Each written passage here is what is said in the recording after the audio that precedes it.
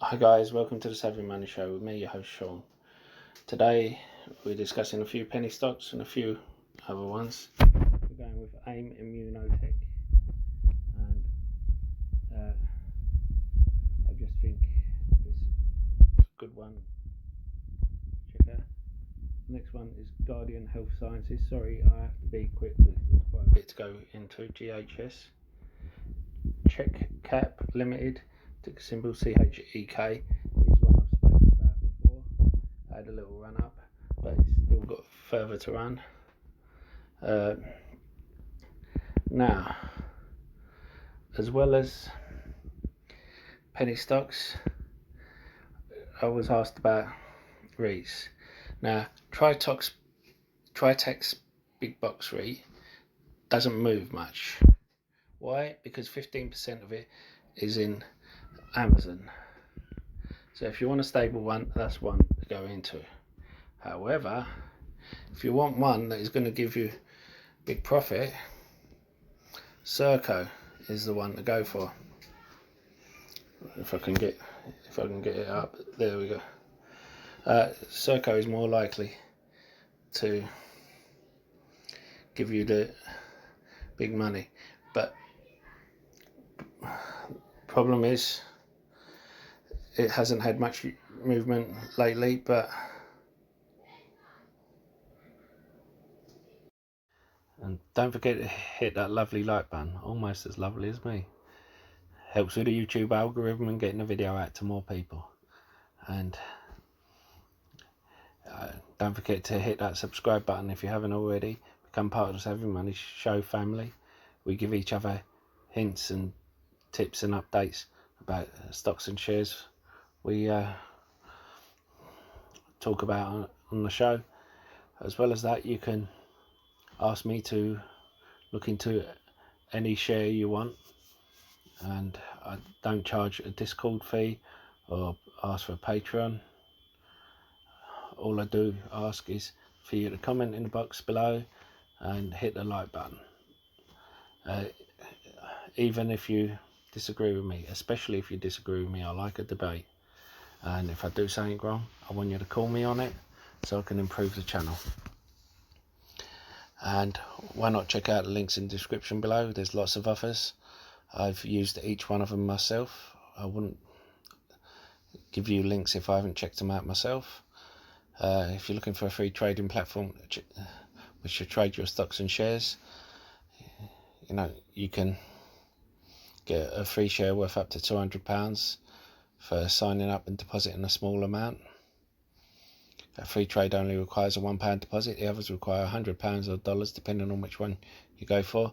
Stake has over 3,500 US stocks on their books, which is the biggest one outside of the US.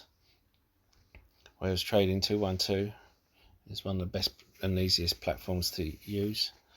But as I said, I use all three. Anyway, on with the show. And for those of you who criticised me over lemonade when I said that it was overpriced and I'd wait for a pullback because I found issues with its app when I tore it apart, and I'd done quotes and people were going in without even checking the quote, and it is aimed at millennials. And if you're not a millennial, if you're in the wrong part of the country, it isn't cheaper for you. Now look at it, it's down to 58. Now I wouldn't mind picking some up between 50 and 58. It's not a bad place to pick up. See how it goes on Monday. But if you look at that, it was over $80 a share, and people were saying $97 a share. It's going to be the next big thing. You've got to jump in because you're going to miss out. It's going to be like the Tesla of insurance. Anyway, with any company, if I miss out, I miss out. I'm okay with that. People were slagging me off. You don't know what you're talking about. Here is the proof. And I'm getting tired of saying this. Do not have FOMO. Do not FOMO over these companies. Look into them. Do your own research. Do not trust me. Do not trust any idiot on the internet. You know, do your own research. Try these things out first of all. Anyway, the next one is Stag Industrial. Next one is the Stag Industrial. I've held this before. It had a run up and I sold a lot of it and I'm regretting selling it. This is a bit like Tritec's big box rate. Gives a good dividend and has a good volume of shares, 1.3 million. And to tell the truth, people go on about realty income. This is like realty income but for warehouses, and warehouses are going to be needed a lot more, are going to bring in a lot more post-COVID or Rona. So I think this is one that look out for. Crown Castle International. I've already said I prefer American Tower, Crown Castle International. This is just here because someone asked about it. Pacific Gas and Electric Corporation. Now, this is here because they work with Tesla on their battery. And look at the operating cash flow, 5.3 billion. Cash at end of period, 15.3 billion. Their balance sheet, you will see their total liabilities 79.8 billion. Total assets 85.1 billion. Now, I just think that's amazing. You know, you can't really fault that. They've had a run up, yes, but anything that goes with Tesla at this stage is going to be good. And the thing is, you know, with Tesla, they usually either bring something in house. If they can't, then they usually take them over. And this is just such a small company. I think they're fine working with them for the moment, and if they need to, they can take them over at a later stage. I've been asked about Foot Locker because Jeremy says he's going to be looking into buying them out. Personally, I wouldn't at this point. I would in the future, but not at the moment. Berkshire Hathaway, I recommended them at 160. I still reckon they're a good buy. Cruisy Doozy, Cirrus Logic. Now, I said when they were 40 and I said when they was $49 a share. I said when they were $50 a share, and now they have their earnings coming up on Monday, I think it is, and you've got to remember 75% of their money comes from Apple, and if Apple does well, then these guys do well, and the analysts are expecting a loss, and I think they will smash the analysts' expectations out of the water. Remember with Coke made a loss, but they beat their analysts. Sorry about the noise. They beat the analysts' figures, and that's what shot them up a little bit. Now,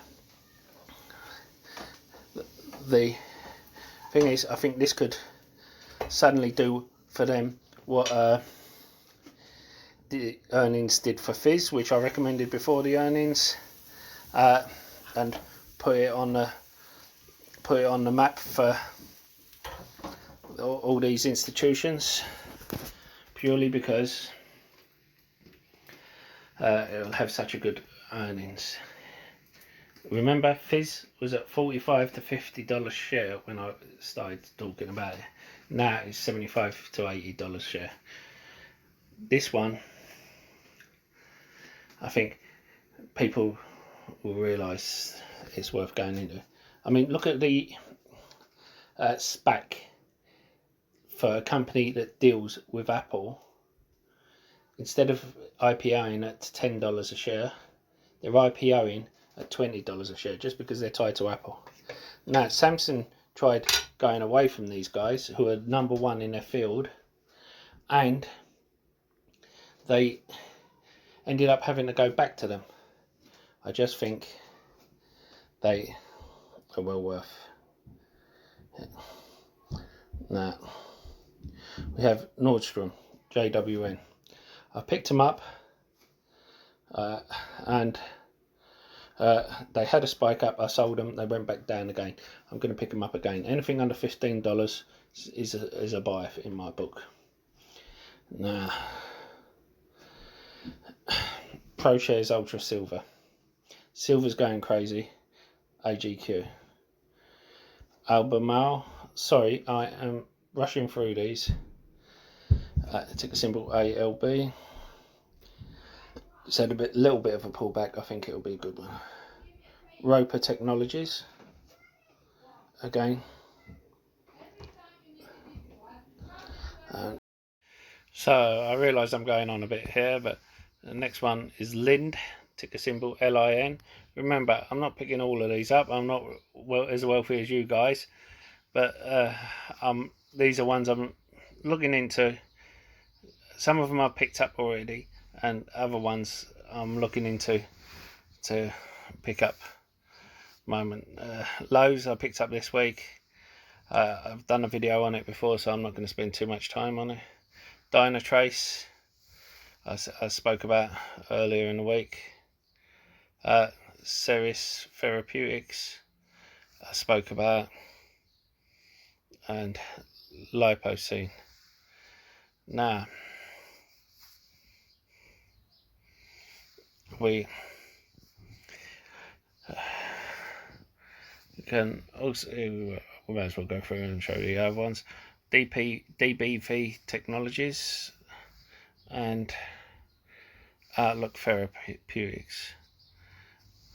Now, Outlook will be a long one that I think will have to hold a long term, but you've got Fennec Pharmaceuticals, Eton Pharmaceuticals, Trevena Inc.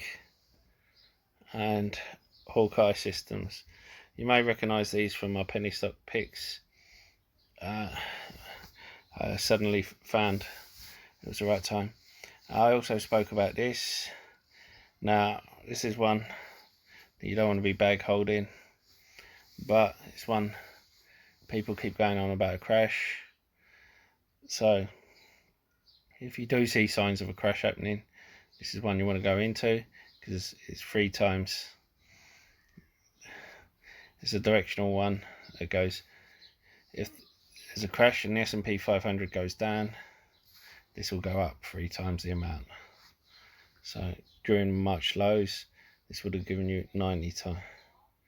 Anyway, and with QQQ, you go with SQQQ, because it's short in the QQQ. So if QQQ goes down, you want to jump into this. But again, not long term. Now, I want to know if any of you think Apple's new software is going to be a threat to Facebook, because that is something not a lot of people seem to be talking about, because it does seem to be as if someone's jumped ship from Facebook to Apple.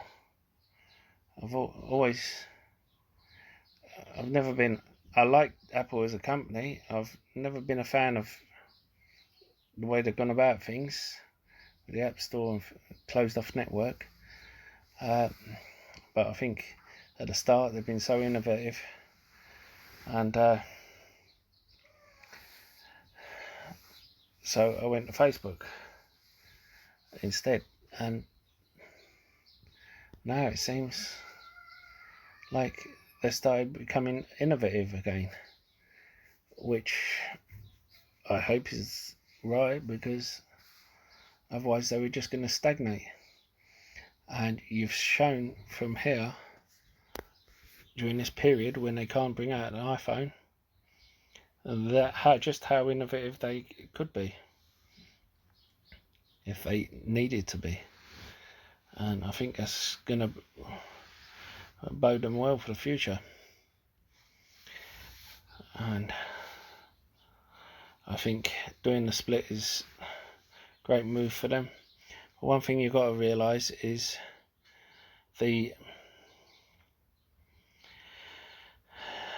you've got to look at why, if you have a limited budget, you have to look at why Apple, Amazon, Facebook, why they all went up between 8 and 10%. Any other company that beat their earnings by so much would have gone up at least 20% or more. They went up a minimal amount, in my opinion. The answer? So much of that was already factored in. And this is the problem when you factor in perfect earnings. It's not going to go up that much. It will go up a little bit because you'll get new investors who are on the fence jumping in. But then we've seen with Intel what happens. No offense, but the AMD Nano 7 chip isn't much different from the Intel's Nano 10 chip. If you tear it apart, it is different, but not much different. And it's only 6 months difference. And I know 6 months can mean a hell of a lot of, but Intel has a fair value of $90, in my opinion. The intrinsic value is $78. And look at its price, because so much perfect news was factored in, and every reaction is an overreaction. Look at Google. All because the ad revenue slowed down. We knew ad revenue would slow down. I picked up Google for under 1,000 in March because I tore the company apart. All the analysts said, oh, ad revenue is going to slow down. It's slowing down because of this. And tore it apart and said, hold on, they're still working 3 months behind. So I'm going to slow down for another 3 months. And then when their earnings came out last time round, it jumped. And then I sold before this earnings, and we see what happened. It went down 3%. I don't think Google's going to be damaged in the long run, but I don't think that's it. But the thing is, this is why the likes of Jumia, who I already have a position in, who I will be increasing my position in before their earnings, will jump a lot better than Amazon if they have the same kind of earnings. This is why Sirius will jump heavier than Apple. I would like to get your opinions on this, because I'm just some idiot on the internet, and your comments really do help with the YouTube algorithm, the same as you hitting the like button. And I'll see you in the next video. Goodbye.